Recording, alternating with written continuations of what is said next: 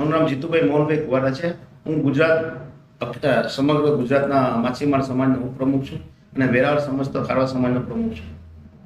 આજે ગુજરાત સરકારે જે નિર્ણય લીધો છે એ અતિ ખુશ લાયક છે કે આખા ગુજરાતના માછીમારો તમે જુઓ તો એટલા ખુશ છે કે વાત ન પૂછો। કારણ કે આ માંગણી અમારી અખિલ ગુજરાતની હતી। અખિલ ગુજરાત માછીમાર મહામંડળના પ્રમુખ જે કિશોરભાઈ કુવાડા છે એના દ્વારા અવારનવાર અમે રાઘવજીભાઈ હતા મિનિસ્ટર ત્યારે પણ રજૂઆતો ઘણી બધી કરી। તો આ સબસિડી આવવાથી એનું ઘરનું આખું ગુજરાત ચાલશે વર્ષનું। કારણ કે દર મહિને સબસિડી આવશે તો એના ઘરમાં રાશન પાણી જશે અને એની રોજીરોટી ચાલશે।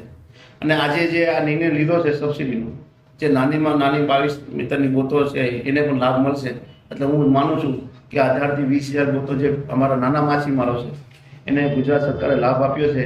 તો ગુજરાત સરકારનો જેટલો આભાર માનીએ એટલો ઓછો છે। કારણ કે અમને છેલ્લા 20 વર્ષમાં સમગ્ર ગુજરાતમાં જે જરૂર પડી છે, બાકી તમે જોશો કે પહેલાના જમાનામાં પહેલા ટાઈમમાં અમે 5 કરોડનું કામ કરાવવું હોય તો વર્ષો નીકળી જતા હતા।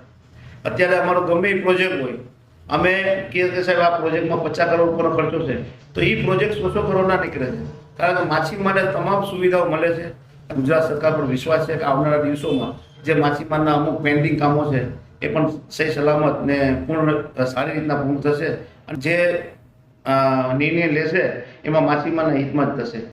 સમગ્ર ગુજરાતના માછીમારને એક અપીલ કરું છું કે જે આપણે 20 મીટરની જે સરકારની યોજના હતી કે 20 મીટરના સબસિડી આપવામાં આવે લંબાઈ, એની જગ્યાએ અત્યારે ઓપન કરી લીધું છે।